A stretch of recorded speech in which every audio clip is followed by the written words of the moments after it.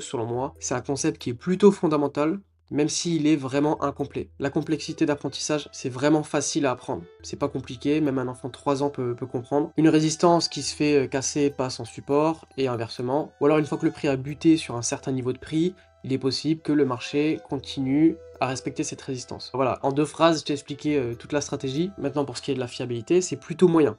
C'est-à-dire que c'est pas mauvais comme les indicateurs techniques. On va voir certains prix faire retourner le marché. En tout cas, le graphique va avoir l'air de respecter ce niveau, mais honnêtement, c'est pas non plus hyper fiable si tu te bases que sur ça. La capacité à s'adapter aux conditions de marché, je trouve que c'est plutôt bon, c'est-à-dire que quand un marché est en forte tendance, eh bien les résistances qui se font casser passeront support, et tu vas pouvoir chercher des entrées, et si jamais le marché consolide, eh bien les extrémités du range de la consolidation va souvent agir comme un support et des résistances. Et le graphique va rester entre ces deux bornes.